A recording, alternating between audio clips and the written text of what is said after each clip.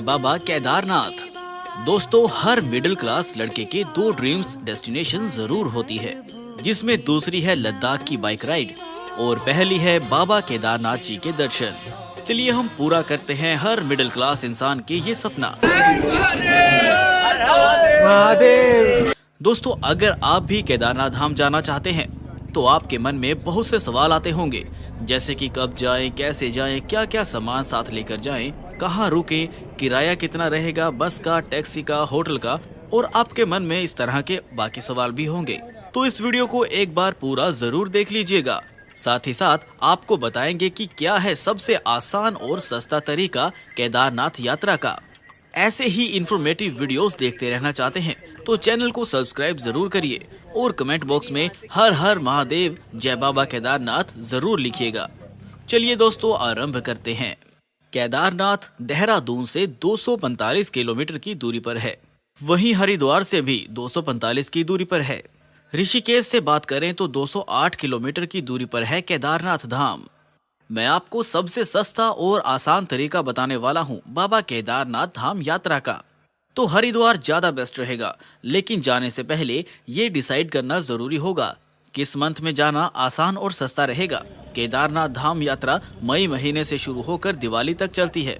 आप मई से लेकर दिवाली तक कभी भी जा सकते हैं, लेकिन अगर आप बहुत सस्ती और आसान यात्रा चाहते हैं तो सितंबर और अक्टूबर का महीना सबसे अच्छा रहेगा। मई और जून के महीने में बहुत ज्यादा भीड़ रहती है, जिस वजह से वहाँ के होटल, खच्चर, पालकी, ढाबे, ट्रांसपोर्टेशन सभी का खर्चा बहुत ज्यादा बढ़ जाता है। ये बात हुई बेस्ट समय की जाने की, लेकिन जाने से पहले यात्रा रजिस्ट्रेशन करना पड़ता है। यात्रा रजिस्ट्रेशन कैसे होगा, चलिए आपको वो बताते हैं। यात्रा रजिस्ट्रेशन ऑनलाइन और ऑफलाइन दोनों तरीके से किया जा सकता है। पहले मैं ऑनलाइन का तरीका बताऊंगा। यात्रा रजिस्ट्रेशन के लिए एक वेबसाइट दी गई है जो आप स्क्रीन पर देख रहे हैं। इस वेबसाइट पर आपको रजिस्ट्रेशन करना होगा। सिंपली आपको नाम, फोन नंबर डालने के बाद आपको यहाँ रजिस्ट्रेशन करना होगा। अपनी डिटेल फिल करनी होगी कि आप किस धाम की यात्रा करने वाले हैं, कितने लोग हैं, किस डेट को आप यात्रा करने वाले हैं। वो सारी डिटेल्स आपको फिल करने के बाद यहाँ पर आपको रजिस्ट्रेशन करना होगा। यही एक कंपल्सरी प्रोसीजर है। बात करें कितने लोग केदारनाथ धाम दर्शन करने आ सकते हैं, तो इसकी लिमिट है केदारनाथ में 12,000, बद्रीनाथ में 15,000, गंगोत्री में 7,000, वहीं यमुनोत्री में 4,000 लोग एक दिन में दर्शन करने आ सकते हैं। अगर आपको ऑफलाइन रजिस्ट्रेशन करनी है तो हरिद्वार, ऋषिकेश, रुद्रप्रयाग, गुप्तकाशी और सोनप्रयाग में ऑफलाइन काउंटर भी बनाए गए हैं। वहां जाकर आप रजिस्ट्रेशन करवा सकते हैं। अब बात करते हैं कि कैसे जाएं। क्या है सस्ता और आसान तरीका केदारनाथ धाम यात्रा का। मैं आपको सबसे आसान तरीका बताने वाला हूँ। तो बात करते हैं हरिद्वार से। वैसे तो आप फ्लाइट से देहरादून तक आ सकते हैं, वहाँ से आपको केदारनाथ धाम जाने के लिए टैक्सी की सुविधा मिल जाएगी, लेकिन मैं बात कर रहा हूँ सस्ती यात्रा की। तो आप हरिद्वार आ जाइए, और हरिद्वार रेलवे और सड़क मार्ग सीधे तौर पर पूरे देश भर में जुड़ा हुआ है। हरिद्वार से चाहे आप टैक्सी भी हायर कर सकते हैं, लेकिन वो थोड़ी कॉस्टली पड़ जाएगी। आप शेयर टैक्सी ले सकते हैं, लेकिन डायरेक्ट शेयर टैक्सी भी आपको हरिद्वार से केदारनाथ के लिए यानी सोनप्रयाग के लिए नहीं मिल पाएगी। अगर आप शेयरिंग बेसिस पर आना चाहते हैं तो तीसरा ऑप्शन है आप बस से आ जाएं। बस से सबसे आसान और सस्ता तरीका है।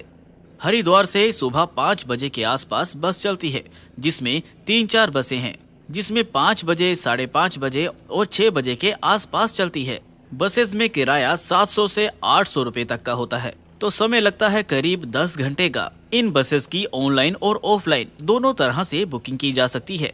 सुबह 5 से 6 बजे के बीच बस पकड़ने का मतलब है कि आपको या तो एक दिन पहले हरिद्वार आना पड़ेगा, या फिर आप लेट नाइट हरिद्वार पहुंच जाइए और सुबह मॉर्निंग में बस पकड़ लीजिए। ये सबसे सस्ता तरीका रहेगा आपकी केदारनाथ यात्रा का। 245 किलोमीटर का ये सागर बहुत यादगार रहेगा। खूबसूरत नज़ारों से भरा हुआ रहेगा। बस एक बार लंच के लिए एक जगह रुकती है, वहां आप लंच कर सकते हैं। तो चलिए रास्ते में पड़ने वाले कुछ प्रमुख शहर, कुछ गांव के बारे में आपको बताते हैं।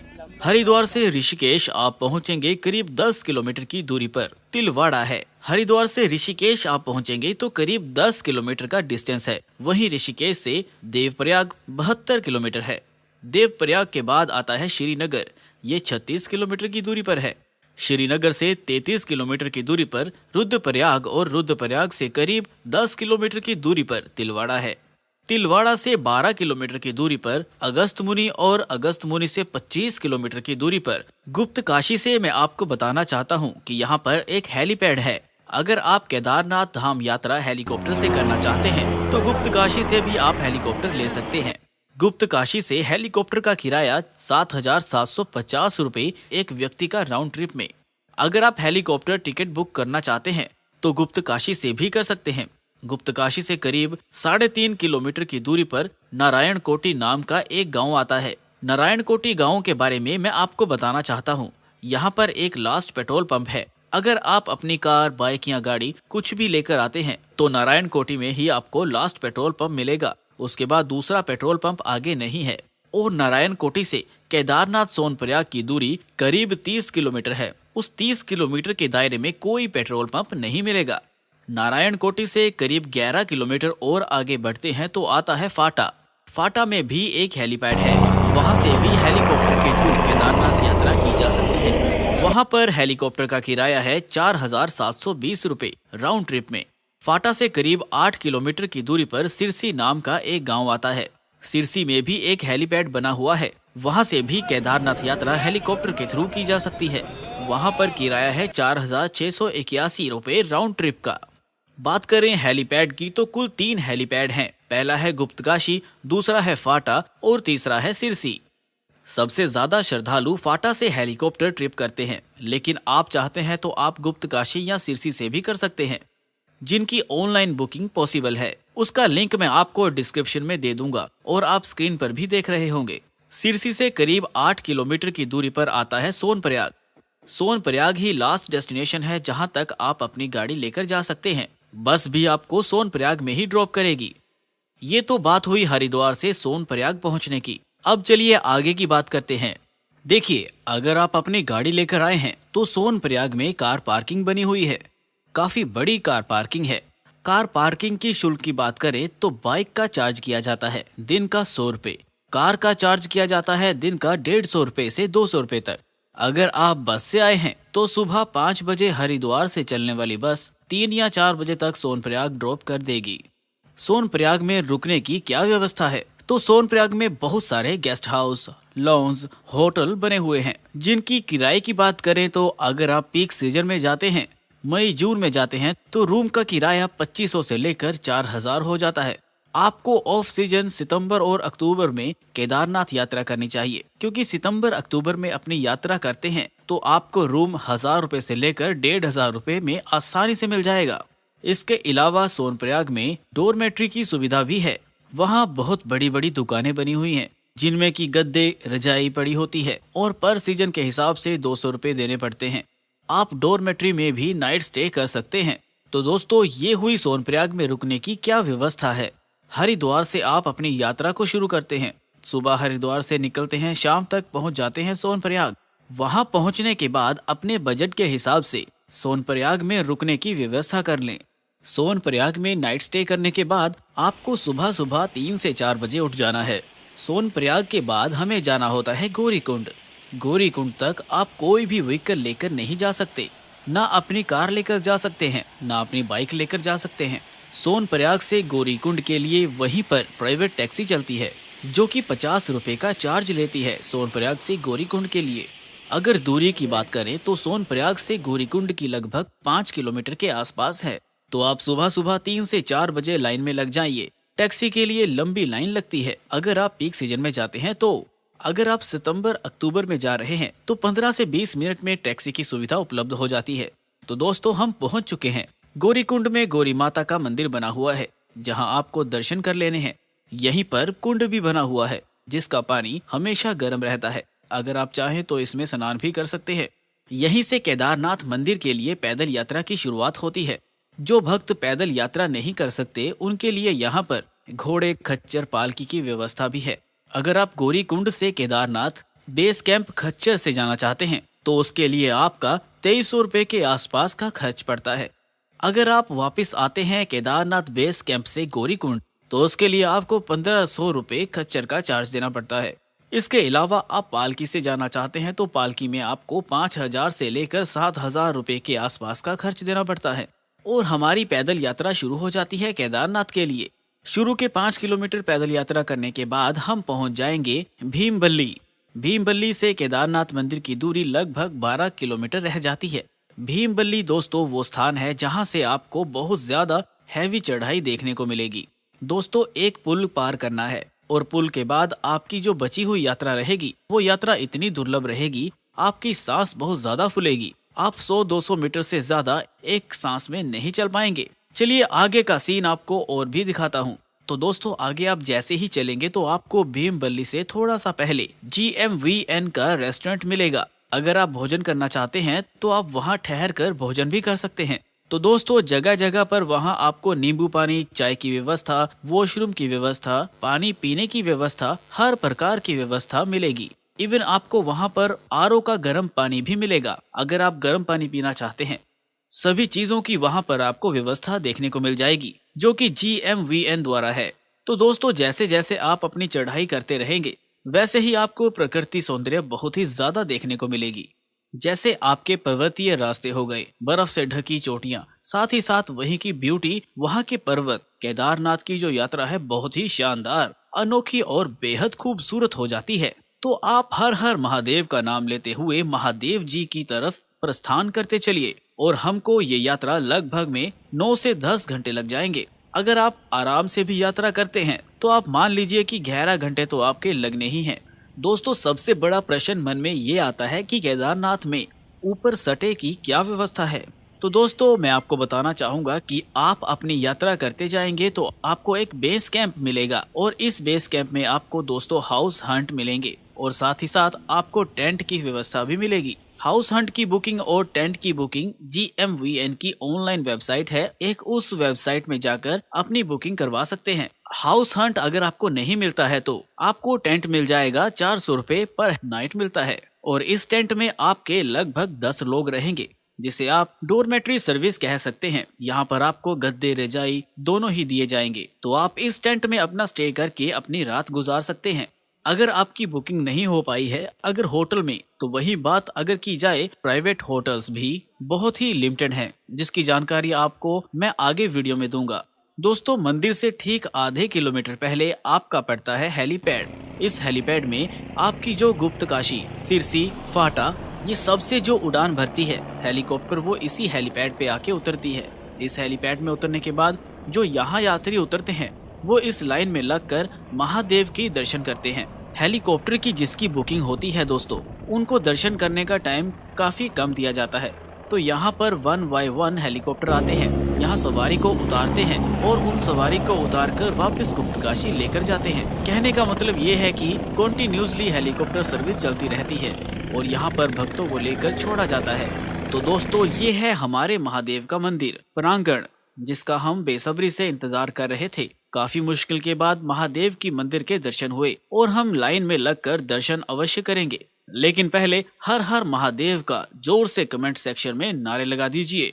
आगे बढ़ने से पहले दोस्तों मैं आपको एक चीज और बताना चाहूंगा। मंदिर से ठीक पीछे एक बड़ी सी शिला रखी हुई है और ये जो 2013 की आपदा आई थी, इस आपदा में ये शिला जो कि एक पहाड़ की एक चट्टान आकर मंदिर के पीछे आ टिका, जिसे पानी के हिस्से 2 भागों में बट गए और मंदिर को किसी भी तरह की हानि नहीं हुई थी।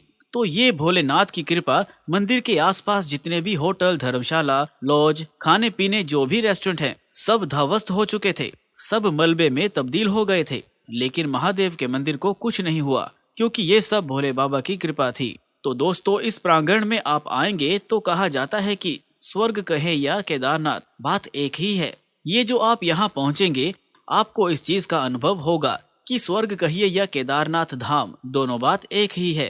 तो दोस्तों आप यहाँ पे मंदिर के आसपास रहें, यहाँ प्रकृति सौंदर्य देखें, महादेव के दर्शन करें और महादेव की भक्ति में लीन हो जाएं। आरती की समय की बात करें तो सुबह मॉर्निंग में 5 से 6 बजे के आसपास आरती होती है और शाम को 6 बजे आरती होती है। देखिए शाम की जो आरती होती है ना वो बहुत अद्भुत और विकराल होती है, उसे मिस मत करिएगा। शाम की आरती में जरूर शामिल होइएगा। हजारों लोग मंदिर के सामने बैठे रहते हैं और आरती का जो अनुभव रहता है ना और भोले बाबा के जयकारे गूंजते हैं। वो सच में बहुत शानदार एक्सपीरियंस रहता है, उसे बिल्कुल भी मिस मत करिएगा। केदारनाथ धाम आने के बाद केदारनाथ बाबा जी के मंदिर के अलावा और कहां कहां जा सकते हैं? 2 जगह मैं आपको बता रहा हूं। पहला है भैरव बाबा। भैरव बाबा तो आप जरूर ही जाइएगा। मान्यता है कि केदारनाथ बाबा के दर्शन करने के बाद भैरव बाबा के दर्शन करने भी जरूरी होते हैं, तभी आपकी यात्रा पूरी मानी जाती है। भैरव बाबा का दर्शन करने के लिए आपका 500 से 700 मीटर का ट्रैक है, जो मंदिर के ठीक बराबर से जाता है। दूसरा है शंकराचार्य जी की समाधि बना दी गई है, आप उसे भी देखने जा सकते हैं। अब बात करते हैं ट्रैकिंग के दौरान क्या क्या अपने साथ होना चाहिए, क्या क्या आपको साथ ले जाना चाहिए। देखिए, सबसे पहले जरूरी है मेडिसिन किट, वो तो आप जरूर लेकर जाइएगा। गर्म कपड़े आप अपने साथ रखिएगा। आप चाहे मई में जाएं या चाहे अक्टूबर में जाएं, किसी भी महीने में जाएं, गर्म कपड़ों में से कम एक जैकेट अपने साथ जरूर रखें, क्योंकि केदारनाथ धाम में बहुत ज्यादा ठंड हो जाती है। रेनकोट, अम्ब्रेला आप रख सकते हैं अगर आप रखना चाहें तो, क्योंकि केदारनाथ यात्रा में कोई भरोसा नहीं है कि कभी भी मौसम कैसा हो जाए, कब बारिश शुरू हो जाती है ये कुछ कह नहीं सकते। आप चाहें तो अपने साथ रेनकोट भी रख सकते हैं। शूज पहनकर ही ट्रैकिंग कीजिएगा। चलिए दोस्तों, अगली बात करते हैं। अगर आप महादेव के प्रांगण में हैं और प्राइवेट होटल में आपकी बुकिंग नहीं हुई, तो आप खाने पीने का क्या बंदोबस्त करेंगे? दोस्तों, जहां पर हेलीपैड है वहां थोड़ा सा आगे आपको अन्नपूर्णा रेस्टोरेंट देखने को मिलेगा। इस अन्नपूर्णा रेस्टोरेंट में आप अपने भोजन की व्यवस्था कर सकते हैं। 250 रुपए थाली होती है। थाली में आराम से भरपेट खाना मिल जाएगा, तो आप अपना भोजन कर सकते हैं। अगर आपको यहाँ नहीं करना है तो वहाँ पर 2-4 होटल और भी हैं जो कि प्राइवेट है, तो वह होटल पर भी जाकर आप खाना पीने का बंदोबस्त कर सकते हैं। तो दोस्तों, आप महादेव के दर्शन कीजिए और अपनी यात्रा पुनः वापस कर दीजिए गौरीकुंड के लिए। तो दोस्तों, ये थी केदारनाथ की एक संपूर्ण जानकारी।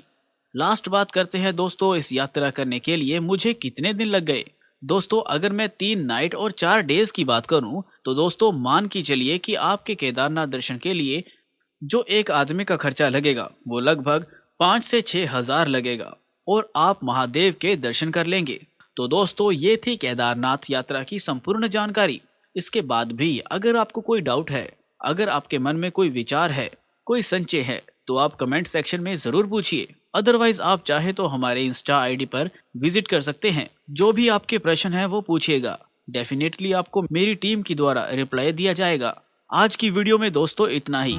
मिलते हैं एक नई वीडियो में एक नई यात्रा के साथ, एक नए जोश के साथ। तब तक के लिए धन्यवाद। मिलते हैं एक नई वीडियो में एक नई यात्रा के साथ और एक नए जोश के साथ। तब तक के लिए धन्यवाद। आपकी यात्रा मंगलमय हो।